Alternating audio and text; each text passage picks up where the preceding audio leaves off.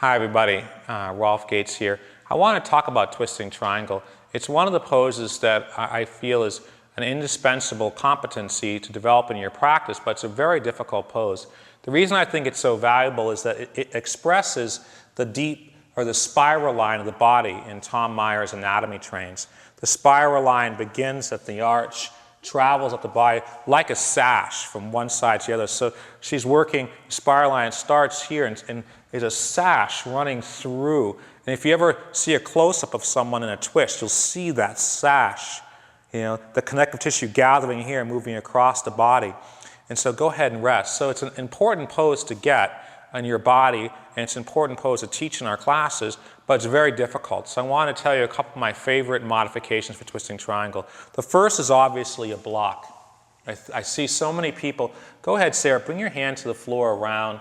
I see so many people who do something like this, right here, breaking it, and they'll do this for years. You can definitely torque. You can see how you can torque the spine if you've got any sort of disc issues. This is a disaster. Whereas a block allows the spine to be in integrity. So the first thing I would do is to have a block. The second thing is that a lot of times our hamstrings are so tight from all the hard work we do, the cardio and stuff, that in order, if our hamstrings are tight, the hips will be off. And so bring your hip even more forward. And so if her hip is forward and she tries to twist, once again she'll torque her spine. The way to free up a stuck hip is to come on the ball of the back foot. Now this comes at the risk of more instability. The moment you come on the ball of the back foot, you've got to be careful because it's a little more tippy. But what that does is allow your hips to square.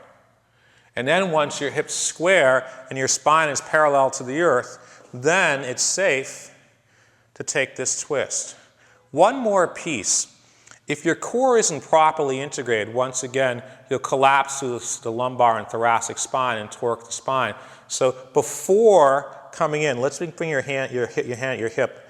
At this point, once your hips are actually squared and you've modified the pose sufficiently to square your hips, you've modified the pose sufficiently to bring your spine parallel to the earth, you would then engage the core, knitting belly button to ribs, ribs to belly button, prior to stacking the shoulders.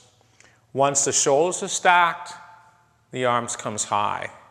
And if you learn this pose correctly with a lot of modification, the way Sarah's doing here, you can see how within months and years, you'll be able to go deeper and deeper into the pose. Whereas if you try to work the way I've seen people do for years, completely out of the pose, oftentimes the head is here, you can see that this is an inefficient practice. Not only is it not safe, but it'd be very hard for your body to know what's going on. So here we go.